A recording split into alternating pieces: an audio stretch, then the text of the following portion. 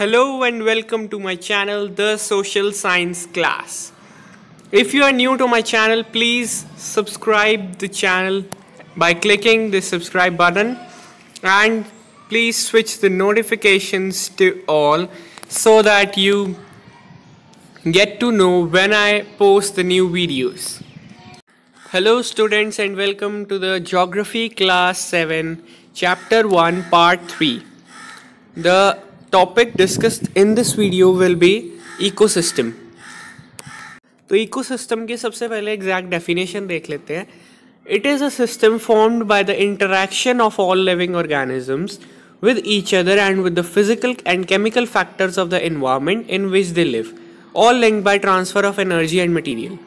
अब आपको यही एग्जैक्ट डेफिनेशन याद नहीं करनी है, आप इसको अपने ओन वर्ड्स में भी लिख सकते हैं, लेकिन पहले इसको समझते हैं क्या है. ये एक ऐसा सिस्टम है जहाँ पे सारे लिविंग ऑर्गेनिजम्स एक दूसरे से इंटरेक्ट करते हैं और एक दूसरे पे इंटरडिपेंडेंट हैं, इंटर रिलेटेड हैं, और वो एनवायरनमेंट से भी रिलेट करते हैं, उनसे उनके फिजिकल और केमिकल फैक्टर से इंटरेक्ट करते हैं बस, और अपना ट्रांसफ़र करते हैं एनर्जी और मटेरियल का. सिंपल सी बात है, इसको कहते हैं इकोसिस्टम, इकोलॉजिकल सिस्टम, मतलब अपने इकोलॉजिकल एनवायरनमेंट से इंटरेक्ट करना. इसकी एक सिंपल सी डेफिनेशन ये भी हो सकती है, ecosystem is a system where all the living organisms are inter related and interdependent on each other. Okay, and they also interact with the physical and chemical factors of the environment. बस simple सी definition है, इसको आप किसी भी तोड़ मरोड़ के कैसे भी लिख सकते हैं, लेकिन उसकी सेंस नहीं बदलनी चाहिए, तब तक वो ठीक रहेगा. अब उसी स्टोरी को कंटिन्यू करते हैं जो रवि की स्टोरी थी. What is ecosystem? At an NCC camp that Ravi's class was attending, Jessie exclaimed. बीच में जेसी बोलती है जहाँ पे वो एनसीसी का कैंप कर रहे होते हैं attend. What a heavy downpour. उसको बारिश वहाँ पर बहुत तेज हो रही होती है. डाउनपोर मतलब बारिश, बहुत तेज बारिश होती है, हैवी डाउनपोर. तो उसको अपनी केरला में वो अपने घर की याद आ जाती है उसे, जहाँ पर बहुत ज़्यादा बारिश होती है, जहाँ पर लश ग्रीन फील्ड्स और कोकोनट प्लांटेशंस के ऊपर बहुत ज़्यादा बारिश होती है और वहाँ ग्रीनरी है बहुत, और बारिश होने के बाद जैसे बहुत एक अच्छा माहौल हो जाता है, उसको याद आ जाती है. प्लांटेशन होता है एक ऐसा क्रॉप जिसकी बहुत ज़्यादा प्रोडक्शन की जाए, बहुत ज़्यादा एक ही क्रॉप की प्रोडक्शन बहुत लार्ज एरिया पे की जाए, तो उसे कहते हैं plantation. Heera from Jaisalmer exclaimed, we get no rains, we see only kikar and sand as far as the eyes can see. एक बीच में हीरा बोलता है, जैसलमेर से होता है वो, राजस्थान. तो वो कहता है कि वहाँ पे तो बारिश होती नहीं है, वहाँ तो जहाँ भी देखो बस रेत ही रेत है. तो इतने में रवि बोलता है नहीं, वहाँ कैमल्स भी तो हैं. फिर वो कहता है नहीं, खाली कैमल्स ही नहीं है, वहाँ तो जहाँ भी देखो बर्ड्स और बहुत सारे अलग अलग इंसेक्ट्स भी हैं.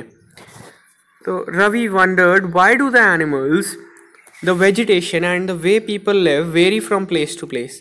ये सारा वेरी क्यों करता है, अलग अलग जगह वैरायटी क्यों होती है इनकी, हैं? कहीं पे वेजिटेशन अलग होती है, कहीं पे एनिमल्स अलग होते हैं, और लोग जहाँ के अलग रहते हैं, अलग अलग तरीके से रहते हैं, वो सारा कुछ अलग क्यों होता है. तो ये क्या एक दूसरे से रिलेटेड हैं क्या? नहीं. इतने में टीचर रिप्लाई करती हैं, ओ येस वेरी मच सो, मतलब ये सारे रिलेटेड ही हैं, इसी को कहते हैं इकोसिस्टम. यहाँ पे एक मैं 1 मार्क्स का क्वेश्चन ऐड करना चाहूँगा डू यू नो वाले बॉक्स से. On 5 June every year the world environment day is celebrated. ये आपको याद रखना है, ये आपके पेपर में 1 मार्क्स में आ सकता है. तो एनसीईआरटी रीडिंग बहुत इंपॉर्टेंट है. कोई एक्स्ट्रा बुक की रीडिंग तब तक आपको काम नहीं आएगी जब तक आप एनसीईआरटी को रीड नहीं करेंगे. तो एनसीईआरटी रीड सबसे पहले कीजिए, उसके बाद कोई दूसरी बुक को आंख उठाकर देखिए. वैसे तो दूसरी बुक्स पढ़नी ही नहीं चाहिए. एनसीईआरटी बहुत अच्छे ऑथर्स ने लिखी है, बहुत इंटेलिजेंट ऑथर्स ने लिखी हुई है. All plants animals and human beings depend on their immediate surroundings. सारे प्लांट्स एनिमल्स ह्यूमन बींग्स अपने सराउंडिंग्स पे डिपेंडेंट होते हैं, वो चाहे किसी भी तरह से हों. Often they are also interdependent on each other. और कभी कभी वो सराउंडिंग्स भी उन पर डिपेंडेंट होती हैं. तो जैसे एनिमल्स और प्लांट्स एक दूसरे पे डिपेंडेंट हैं, एनिमल्स प्लांट्स की सराउंडिंग है और प्लांट्स एनिमल्स की सराउंडिंग है। जैसे एनिमल्स को प्लांट्स की ज़रूरत है, वैसे ही प्लांट्स को एनिमल्स की भी ज़रूरत है। तो एक दूसरे पे इंटरडिपेंडेंट है वो, और इंटर रिलेटेड भी हैं। This relation between the living organisms as well as the relation between the organisms and their surroundings form an ecosystem. ये भी वही बात दोबारा बोल दी इकोसिस्टम की, कि लिविंग ऑर्गेनिजम्स का आपस में रिलेशन और उन्हीं का उनकी सराउंडिंग से रिलेशन, इसी कहते हैं इकोसिस्टम। तो इकोसिस्टम क्या हो सकता है? लार्ज रेन फॉरेस्ट हो सकते हैं, grasslands, desert, mountains, lakes, rivers, oceans और स्मॉल पॉन्ड भी एक इकोसिस्टम हो सकता है, क्योंकि उसमें प्लांट्स भी होते हैं एक्वेटिक और एनिमल्स भी होते हैं, और वहाँ से दूसरी ह्यूमन बीइंग्स को भी फ़ायदा होता है और बहुत अलग अलग इंटर रिलेशन, इंटरडिपेंडेंसी देखने को मिलती है, जिसको हम बहुत डिटेल में अभी नहीं पढ़ना है हमें। Do you think the park in which Ravi and his friends played form an ecosystem?